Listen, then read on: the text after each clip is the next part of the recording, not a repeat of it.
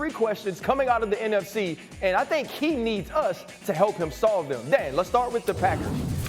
Yeah, are Jordan Love and the Green Bay Packers legit Super Bowl contenders? There was a 9-game stretch last season when Jordan Love, arguably the best quarterback in football, they went 7-2. He had 21 touchdowns, 1 pick, a QBR just about an 80 that led the NFL. But to be a Super Bowl contender and a good story are completely different things. And while this team went down and destroyed the Cowboys in the playoffs and had a lead against the San Francisco 49ers in the divisional round, it's a different level to go up to that legit Super Bowl contenders. Dan, I feel like there is steps toward becoming that contender. You talked about being a good story and being a Super Bowl contender. Generally, it feels like there is a year in between those two things when you're really knocking on the door, trying to become one of the big boys in the league. I will say Brian Gutekunst, the general manager, has drafted well enough the last 2 years to get a lot of key contributors that are making marks under those rookie contracts. If they can get some pieces out of this year's draft, then yes, they are a contender, but that requires staying healthy. That requires some of those guys stepping up. It feels like they're getting close. I would say they're still, though, knocking on the door. Dan, you got something else? Yeah, I think there's two things that are the biggest part of this question and conversation. Number one, does Jordan Love take that next step? Remember, there was halfway through the season or so last year when I and many of us were still waiting for Jordan Love to go, all right, are you going to play like that first-round pick?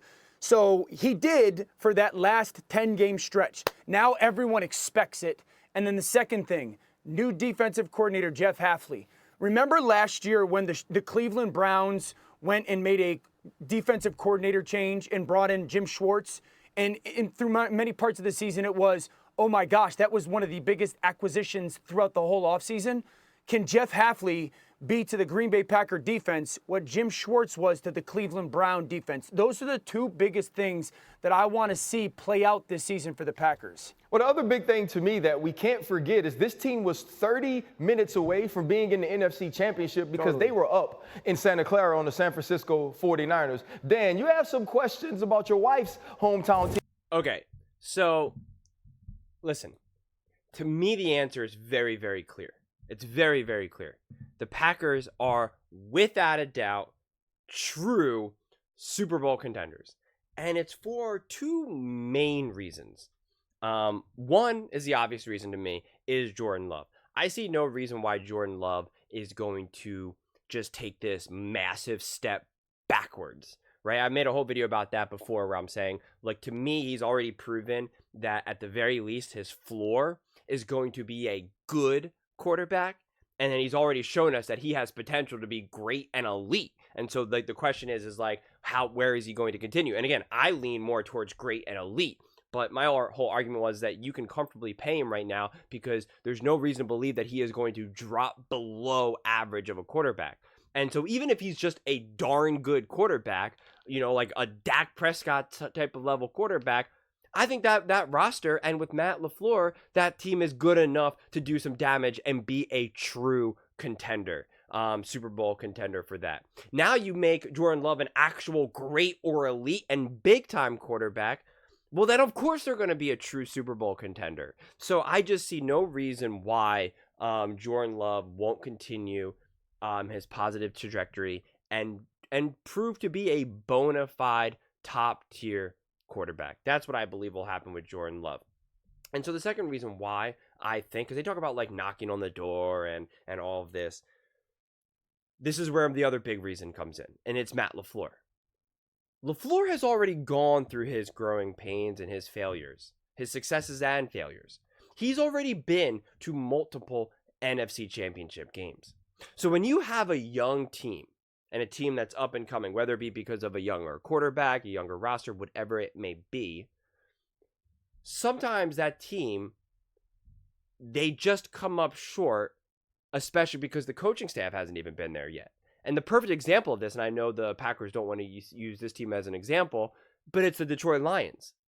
They had a younger team, but they had a seasoned veteran at the quarterback position, which really helped him along the way. He didn't shy in that moment, especially in the NFC Championship game.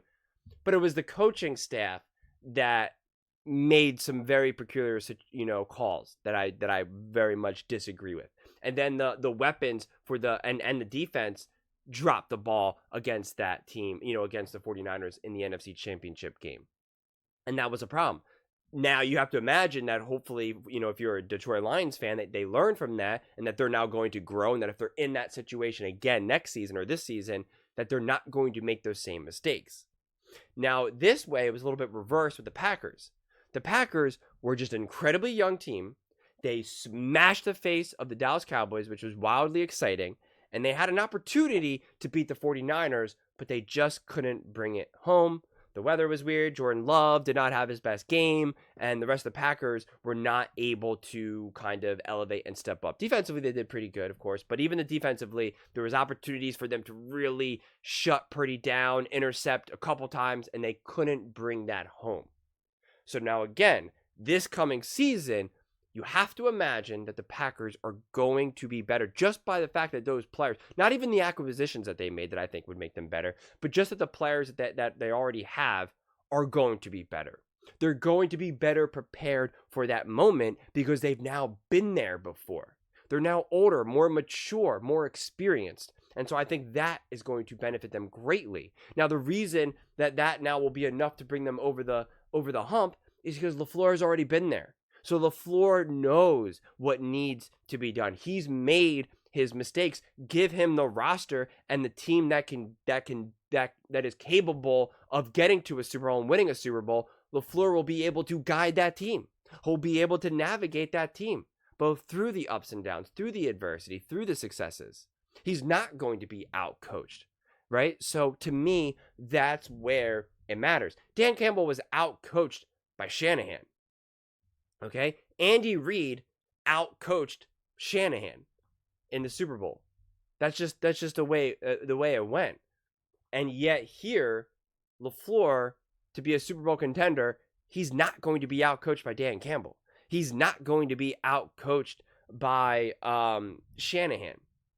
Like, it's just not. LaFleur is a great, elite, top-level coach who fortunately made his mistakes years previously. And is still making mistakes, right? All coaches make mistakes. Andy Reid makes mistakes. Shanahan makes mistakes. McVay makes mistakes. But McVay even admitted, that he was out-coached and poorly planned for that first Super Bowl against Bill Belichick, that he did things wrong. And then he got Stafford, and because of his mistakes, he was able to win the Super Bowl. But if that was McVay's first Super Bowl, then who knows? Also, if he went up against a more experienced coach, then who knows? So to me, that's the perfect bridge with LaFleur, because he's one of those younger, more progressive coaches, but yet he's got a wealth of experience now. He's got years and years and years of experience, and he's succeeded at incredibly high levels, and he's completely failed and dropped the ball and made questionable calls where you're like, you probably shouldn't have done that. You probably shouldn't have taken the ball out of Aaron Rodgers' hands. So he's coming from a place now of knowledge and experience. And to me, that's what then brings the Packers over the edge. If the Packers had another younger coach who maybe never really had that level of experience yet, who hasn't already been to an NFC Championship game or a Super Bowl or whatever, then I would say, we still need to see some more. Can this coach game plan? Can they set Jordan Love up to be more successful on the road against the 49ers? And if that happens again in the future, we're not sure. But I do believe in Matt LaFleur. I do have immense trust in LaFleur moving forward. So I think when the roster is now going to be capable of doing what Matt LaFleur wants to do, I think the sky's the limit for the Packers. And I also think that the Packers this season will most likely put themselves in a position where they're going to have home field advantage in the playoffs. Maybe not everyone, right? I don't know if they're going to win, the NFC, but I think it's not unlikely. It's not out of the realm of possibility that they actually get a home game or two, which now in the playoffs, which will now, of course, will have major implications, right? I mean, we know that playing in Lambeau. So I think the Packers are in a great situation for 2024 and are without a doubt bona fide Super Bowl contenders. But those are just my thoughts. I would absolutely love to hear yours. What do you guys all think? Do you think that the Packers are legitimate Super Bowl contenders? Why or why not? Let me know in the comments below. I read every single comment, so whether you agree with me or disagree with me, either way, let's get in some discussions, let's get in some fights, but ultimately, let's just have some fun. And please do consider subscribing. We are building an amazing community here, and I would absolutely love to see you part of it. I want to build something that we all genuinely feel connected to, something that we're really excited to be part of. I think we're well on our way to doing it. And please don't forget to give this video a thumbs up, as it really does help with the visibility and the algorithm. Thank you so much, and see you next time.